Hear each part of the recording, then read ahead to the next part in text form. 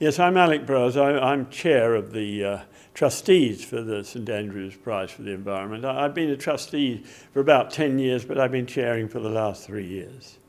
Now, what we look for in the prize is ingenuity, something that's new and exciting. We tend to look in two different categories.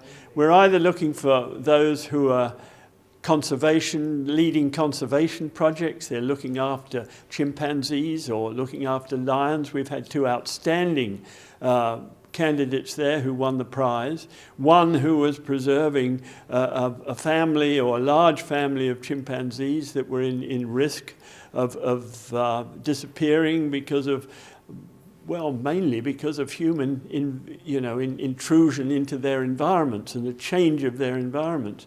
Another one where we're looking after lions. And lions, of course, are a pest to certain people, but of course they're a most marvellous species that we must conserve.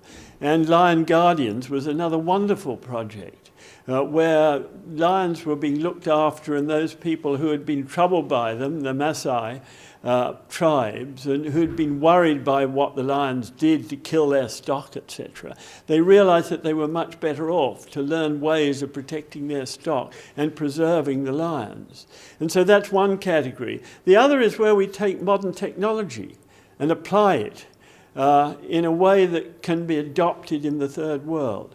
And there have been two areas there as well. There have been advanced stoves, where a lot of, in the third world, people cook inside. They cook with stoves that give off a lot of gases and poisonous emissions that they were better off without. And we've had a BioLite project where we came in with a stove that suppressed those emissions and also provided an electric source by putting a thermoelectric source on the outside. I'm an electrical engineer. I find these projects extremely interesting because they're not complicated or very sophisticated as electrical engineering projects, but they are simple and straightforward, and people have been very clever in adapting what were new technologies and making them easy for everybody to use. So we've had that in lighting systems, and we've had it in stoves.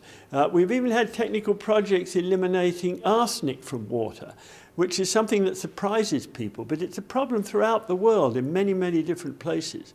Where water is poisoned by arsenic, it's very dangerous for human beings.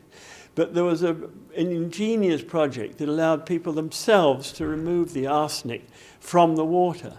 So the projects are all over the place. But what we do require is that those projects provide a practical solution that people can work on, one that's scalable, that can be applied to more than the initial place where it's been applied, and that people can understand it and use it.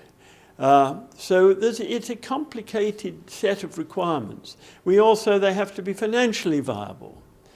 We've had ingenious projects such as the Elephant and Bees project, where we managed to find somebody with this genius of an idea of keeping elephants out of a village, at the same time generating the production of honey, which produced income for the people in the village. So it satisfied an awful lot of requirements like that.